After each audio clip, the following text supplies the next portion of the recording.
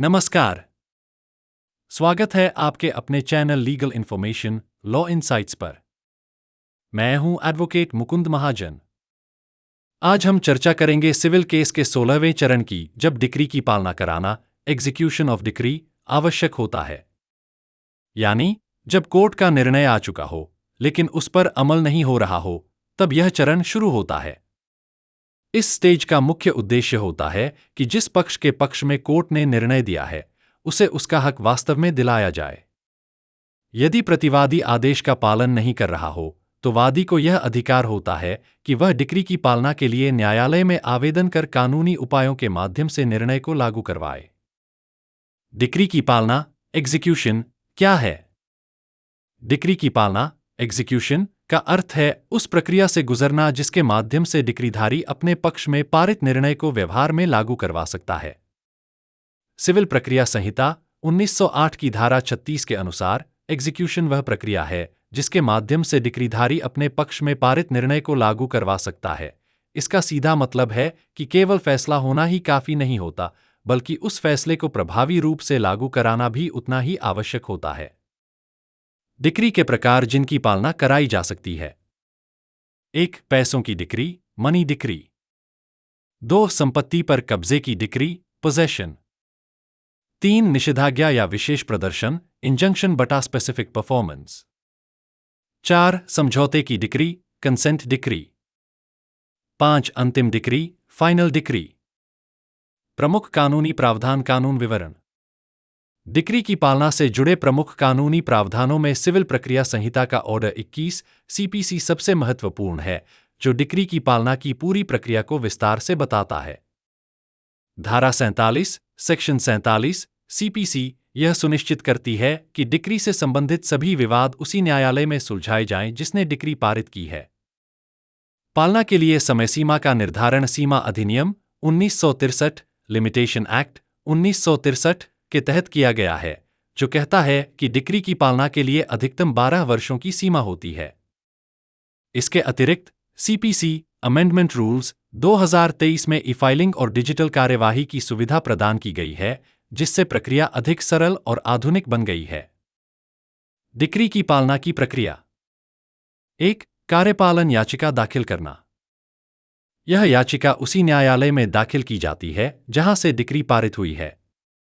इसके साथ कुछ आवश्यक दस्तावेज संलग्न करने होते हैं, जैसे डिक्री की प्रमाणित प्रति, एक हल्फनामा जिसमें स्पष्ट रूप से उल्लेख किया गया हो कि डिक्री का पालन नहीं हुआ है, और यह विवरण कि याचिकाकर्ता डिक्री के अंतर्गत क्या राहत चाहता है।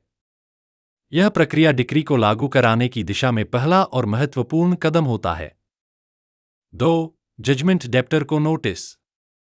यदि डिक्री पारित हुए 2 वर्ष से अधिक हो गए हों या कार्यपालन याचिका किसी भिन्न न्यायालय में दाखिल की गई हो, तो आदेश 21 नियम 22 ऑर्डर 21 रूल 22 के अनुसार जजमेंट डेप्टर को नोटिस देना आवश्यक होता है।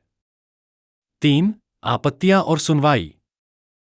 चरण 3 के अंतर्गत जजमेंट डेप्टर धारा 47 सीपीसी के तहत धोखा, पूर्व भुगतान, त्रुटि आदि जैसे आधारों पर कार्यपालन के खिलाफ आपत्ति दर्ज कर सकता है, जिसकी कोर्ट द्वारा विधिवत सुनवाई की जाती है।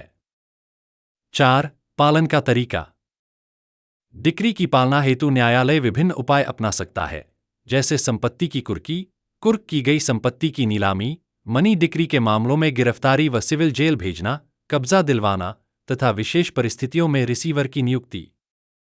चरण 5 पालन रिपोर्ट और कार्यवाही का समापन। जब डिक्री का पालन हो जाता है, कोर्ट उसे रिकॉर्ड करता है। फिर कार्यवाही समाप्त की जाती है। डिक्री की पालना में सामान्य आपत्तियां यह हो सकती हैं कि डिक्री धोखे से प्राप्त की गई है, वह पहले से ही पूरी हो चुकी है, पक्षकार उस पर लागू नहीं होते, या आदेश गलत या अस्पष्ट है। समय सीमा, लिमिटेशन पीरियड।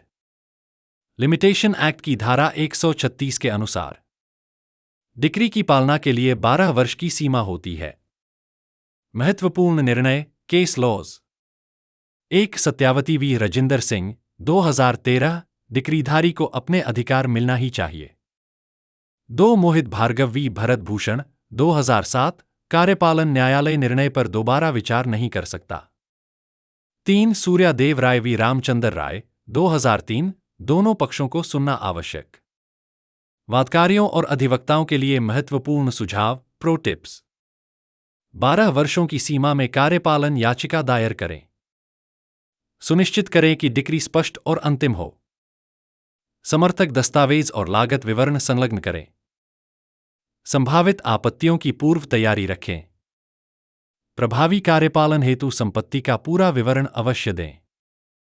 डिक्री की पालना से संबंधित प्रक्रिया का सारांश इस प्रकार है।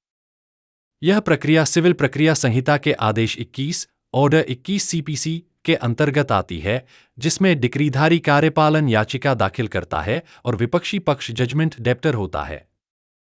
कार्यपालन के लिए अधिकतम समय सीमा 12 वर्ष निर्धारित की गई है।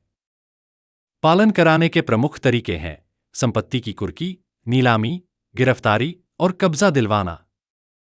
इस पूरी प्रक्रिया का अंतिम उद्देश्य डिक्री का प्रभावी और न्यायोचित पालन सुनिश्चित करना होता है। इस वीडियो को देखने के लिए धन्यवाद। अगर आपको जानकारी उपयोगी लगी हो तो कृपया लाइक करें, सब्सक्राइब करें और अपनी राय कमेंट में दें। और अधिक कानूनी जानकारी के लिए बेल आइकॉन जरूर दबाएं। मैं जल्दी ही अगले वीडियो में मिलूंगा। जय हिंद, जय भारत।